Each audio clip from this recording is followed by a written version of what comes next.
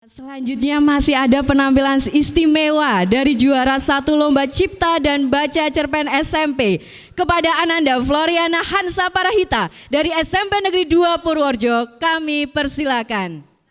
Assalamualaikum warahmatullahi wabarakatuh.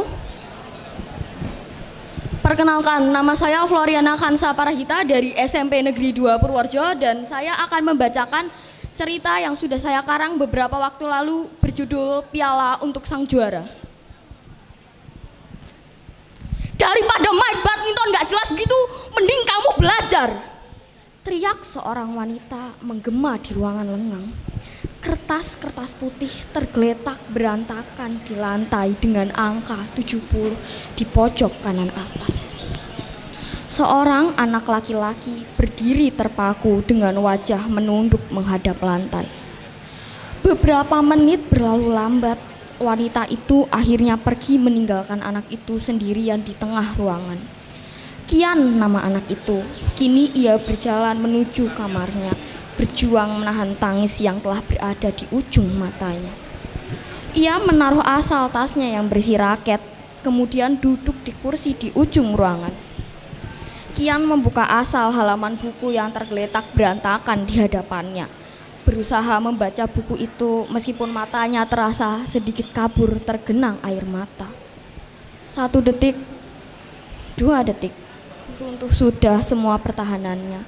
Air matanya turun mengalir deras melewati pipi dan jatuh langsung ke buku.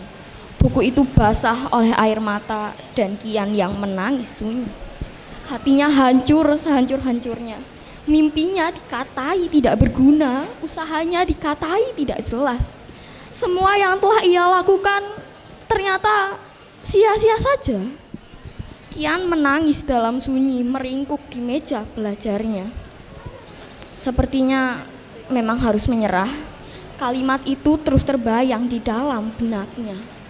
Namun, bukankah ini kesempatan yang telah lama ia tunggu?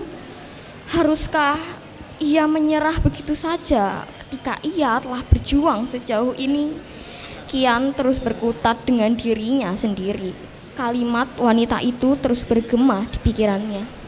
Tante Aina namanya, orang yang sering mengasuh Kian karena orang tuanya yang sibuk. Di saat dia sedang hancur, waktu tetap berjalan. Pagi datang dengan cepat. Kian mau tak mau tetap harus pergi ke sekolah meski telah menangis semalam suntuk. Kian memandang raketnya yang tergantung di dinding, menghela nafas panjang, kemudian pergi meninggalkan kamar. Kian berangkat, Tante. Kian menutup pintu rumah, bergegas berjalan menuju sekolah. Ramainya jalan raya tak memecah lamunan Kian. Ia terus berjalan tanpa memedulikan apapun. Itu ketika Kian melihat seorang pria parubaya dengan gerobaknya yang kesulitan melewati jalan tanjakan. Nuraninya masih ada. Kian bergegas berjalan menuju pria parubaya itu, membantu menyangga gerobaknya dari belakang. Pria parubaya itu segera menoleh, melihat Kian membantu mendorong gerobaknya. Tak ada percakapan di antara keduanya, hingga di tengah jalan tanjakan Kian bertanya, "Pak, kalau Bapak diberi kesempatan yang sudah lama Bapak inginkan, tapi orang sekitar Bapak tidak mengizinkan, Bapak akan bagaimana?" Pertanyaan itu sudah tersangkut di kerongkongannya sedari tadi. Kian yang tak punya tempat bertanya, akhirnya bertanya kepada pria parubaya yang baru ia temui hari ini. Pria parubaya itu kemudian tertawa. "Tentu saja, kenapa tidak? Selagi itu hal positif, aku akan mengambilnya. Dengar, anak muda, aku tidak tahu apa yang akan kamu lakukan setelah ini.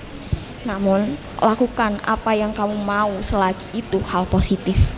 Jika kamu terlalu memikirkan pandangan orang lain, kamu hanya akan menjadi tahanan seumur hidupmu."